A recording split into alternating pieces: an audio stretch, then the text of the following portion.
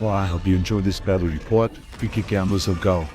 Alright, welcome to round 3 of Old Hammer, and I've found myself on table 1 versus Dark Elves, and this Dark Elf army has done pretty well. He's had a couple of big wins in round 1 and 2, and it's just a borrowed Dark Elf army because we had a Dark Elf player drop out. We got 30 players. One player dropped out who was playing Dark Elves, so my opponent quickly borrowed a Dark Elf army and filled in. I haven't got the actual list, but you can see from here what's in it. There's a Dark Elf Dragon and some Cold One Knights, but he's done pretty well because he's just picked up the army and gone with it, and now he's on the final table versus Kiefer Tep and the Undying Legions. Anyway, the scenario for round 3 is capture some hills. So if you capture the enemy hill, you get 2 battle points and your own hill's worth 1. And the way you capture them is to have a standard bearer on the hill. So we've got to try and get a standard bearer across the table. And the Dark Elves, I'll just quickly go over what I remember was in the list here, but there's 2 units of Dark Riders. The Black Dragon, 2 up save, 4 up save versus strength 5, the usual sort of unkillable dragon. Big unit of Cold One Knights with a battle standard in there, and the Sorceress on the Dark Pegasus. A couple of units of repeater crossbows, a couple of bolt throwers. So that's his deployment there. So there's my hill, so I suspect he's just going to go straight for my hill, and Dark Riders on either flank. And I'll just show you my list again quickly. If you look at the last couple of battle reports, I go through it in more detail, but there it is there. And my last deployment was the Skeleton Archers, which I was thinking about putting on the hill here. My Scorpion's off in ambush. And my last drop, just before characters, I thought, no, because the Cold One Knights will just march up and then charge me on turn 2, and that'll be the end of the archers. So I thought, no, I just stuck them way out on the right flank, and maybe they can help removing some of his light stuff. Because, well, I've been playing Old World for over a year now, and I've never killed a dragon, and so my plan versus dragons is to, well, I haven't used a dragon. This is the first time I've started using an actual combat dragon. I tried the Leech Priest on a dragon a few weeks ago, and then I've suddenly added another dragon. I've thought, bugger it, I'm going to start bringing my own dragon, because over a year I've played every kind of dragon: Chaos Dragons, High Elf Dragons, Double Dark Elf Dragons, Wood Elf Dragons, all the different types of dragons you can think of. I have faced them, and sometimes 2 of them, and I've never killed a dragon. I've come close a few times, but never actually killed a dragon. So my plan now versus dragons is to, unless you've got your own dragon, I don't think my dragon can kill his dragon, because he's just got too good a save. It would just be a dice off, and it might take about 6 turns for somebody to kill the other dragon. But basically my plan versus dragons is to avoid them and try not to let them kill too many points. So that's why the archers went way up on the right flank, and everybody else is just going to try and avoid fighting the dragon unless I really make a big mistake. So I suspect the Cold One Knights are going to march up onto the hill, and I will be jumping around shooting at them, I guess. Now let's have a look what happens. Let's go. Turn 1. Okay, so the Dark Elves won the roll-off for turn 1, and then there was controversy. We had to get the TO to sort things out because he said he wanted me to go first, and I said, well, the scenarios say that the winner of the roll-off goes first. And then the TO said, oh, I didn't include that in the scenario pack because he may have had some modified scenarios. So the rulebook says the winner gets to choose, and the scenarios say the winner goes first. Anyway, we just rolled on a 4-up. The Dark Elves went first, so they've just shuffled forward and did a bit of shooting. He was hoping I would go first so he could shoot at me, get him in range, but he sort of stayed behind the hill with his repeater crossbows, and the other one stayed behind the wall. And his Dark Riders sort of moved up a bit maybe, or just stayed just out of range. But we're in a bit of a shooting duel, and the Cold One Knights have moved up towards my hill. And so the Tomb Kings will win a shooting duel because we can bring stuff back. So the Horse Archers and the Skelly Archers, they've left one of these Dark Riders are left alive. If I was him, I would have just moved those Dark Riders behind the hill because they weren't going to win any shootout versus the Tomb Kings, especially with me raising them back up. But so he's left that guy there, so he's in a shooting duel there, and I did cast Plague of Rust on the Cold One Knights, and he didn't really march up, he just sort of moved up because he's probably worried about my dragon, but he doesn't know my plan is that there's no way I'm charging my dragon into the Cold One Knights to allow his dragon to come in and flank me and beat me up. So I'm just sort of hanging back.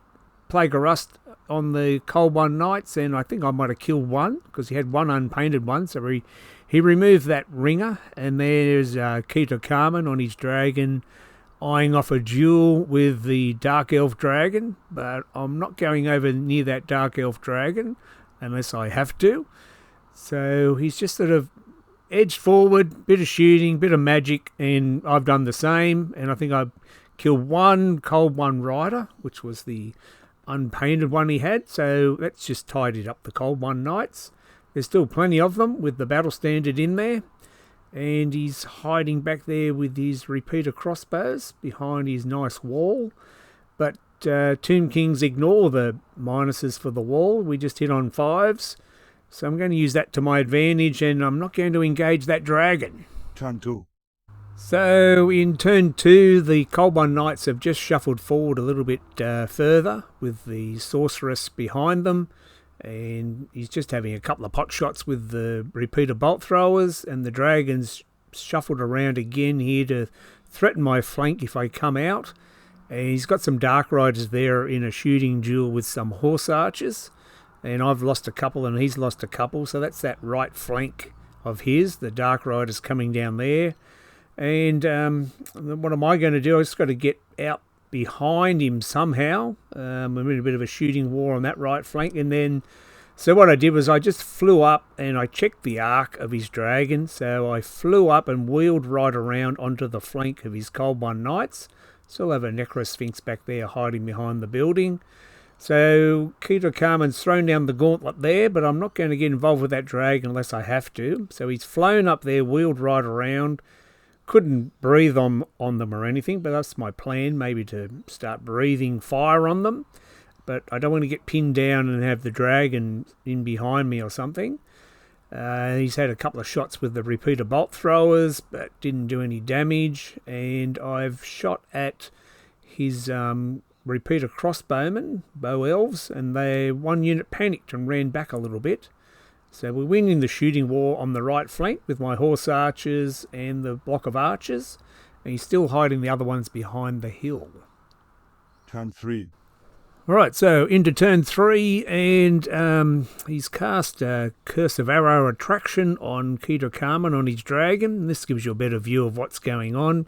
So I've flown the Tomb King up here, and he's wheeled right around onto the flank. He's out of the arc of the dragon and out of the arc of the Cold One Knights, but at least he's threatening there. I still have 2 Necrosphinxes pointing towards the middle, so if the Cold One Knights come forward, then he's might be in a bit of trouble. In his turn, he's going to send the Cold One Knights straight up that way, behind the hill, to throw down the gauntlet to the Leech Priest, Kiefer on the Bone Dragon and that Necrosphinx.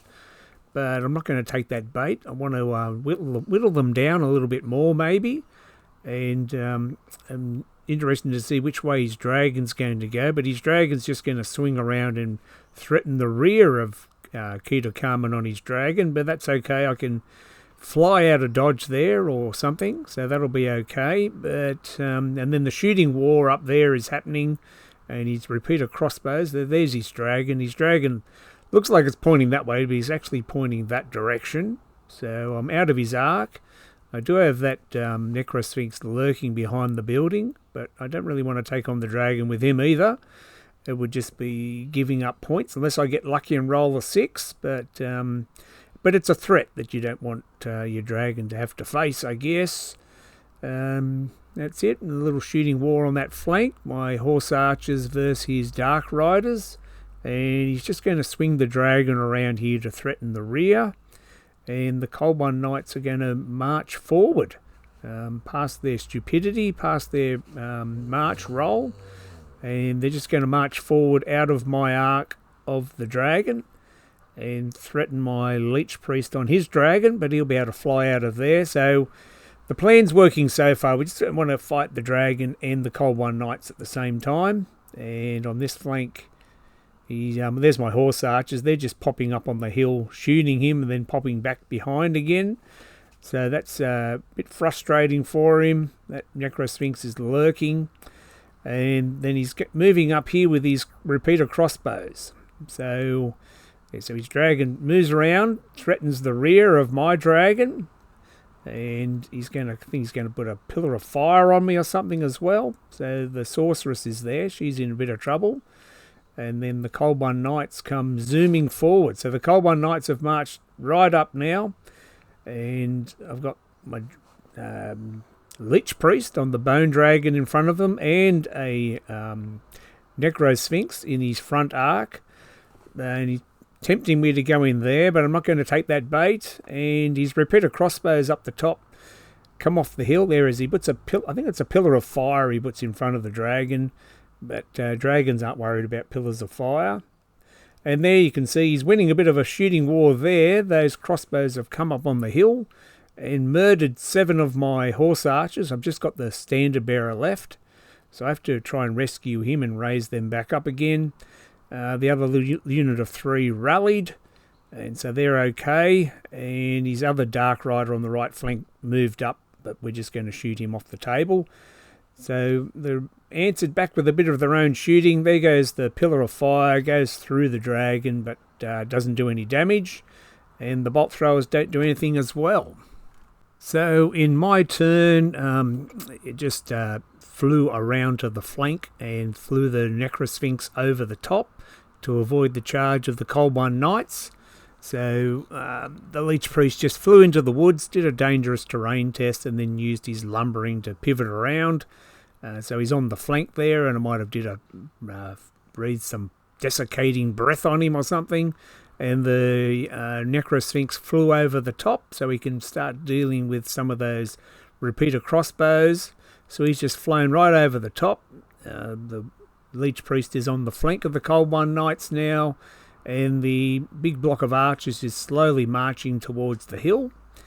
And then Keter Carmen, he was right in front of the dragon, so I just flew over the woods and then used my lumbering pivot to turn to face the bolt throwers, and you can see my Scorpion has come on up the back. So the bolt throwers will have one more shot before the Scorpion and the dragon get into them. Turn 4. Alright, so we're into turn 4, and I think I put out my own vortex in front of the Cold One Knights, and his dragon is going to head this direction to try and head off that Necrosphinx, which is going after his crossbowman on the hill. And the Cold One Knights have got no one in front of them again, and you can see I've got my Necrosphinx here looking towards that hill. So if he does come up onto that hill, I do have that Necrosphinx lurking, so we'll see if that comes into play later on. And the sorceress is out there on her own now. Now the Cold One Knights have marched away, and I've avoided them by skirting around the flanks and over the top. So the sorceress is fair game for the British shooting now, so she might cop a couple of wounds from shooting, and that might tell later on, because we're going to get rid of her later on, I think. And so his dragon's just flown straight ahead, and I'm going to charge the Necrosphinx up at those crossbows up on the hill, just to get rid of them and get them off the hill.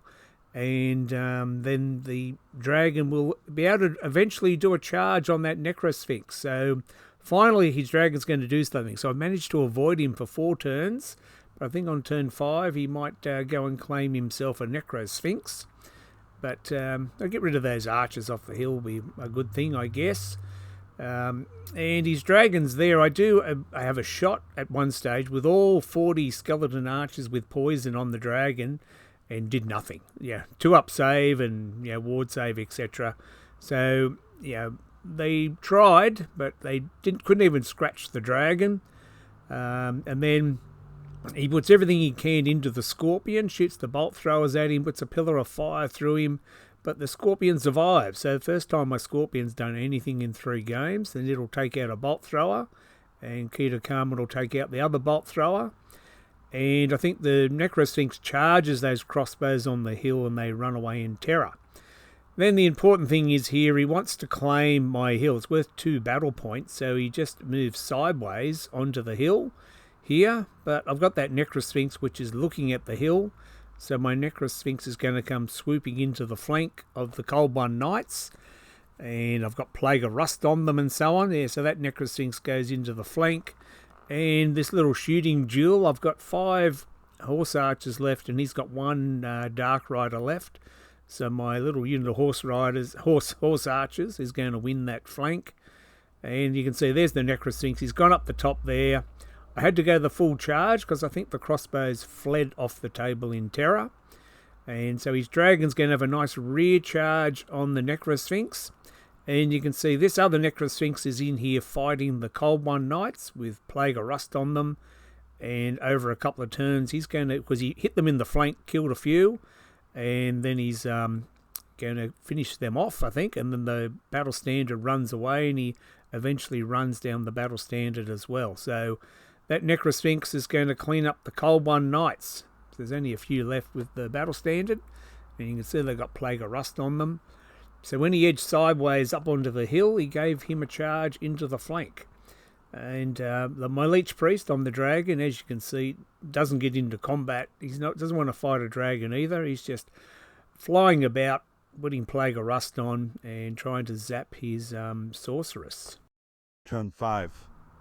Okay, so we get into the final turns, and so yes, his dragon did go up on the hill, murder my Necrosphinx, so his dragon's claimed a couple 100 points there. And then on the final couple of turns, I'm just going to send Keita Carmen's going to go in there and fight the dragon. I do a wound and push him back, and then he does a wound and pushes me back, so nothing really happens there. The dragons need a bit more time or a bit of luck to kill each other. Even shot my archers. This is where I shot my archers at him up on the hill there, but didn't do any wounds either. And you can see my Necrosphinx is chasing down the battle standard bearer. And then towards the end of the game, we just start popping some shots at the sorceress, and she will eventually succumb to her wounds with ruby rings at her and a bit of horse archer shooting.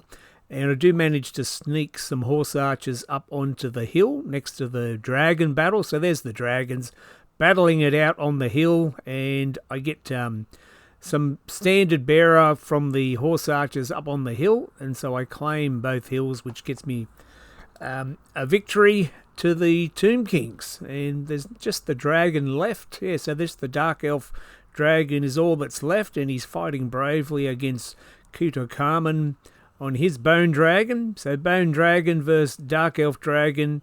And I think we did 1 wound each over a couple of rounds, and nothing was going to happen. And so that was the end of the game. Yeah, so we killed the sorceress as well, and we claimed both hills. So the scenario gives you an extra 3 battle points for both hills. And after it was all added up, the Tomb Kings had won. So it turns out if you bring a dragon or 2, you go okay. So struggling for a year against dragons, I'll finally have a victory when I bring my own dragon. Anyway, that's it. The secret to success is bring your own dragon, by the sound of it. All right, thanks for watching. We'll see you next time. Bye for now. That was different. Yep, lousy, but different.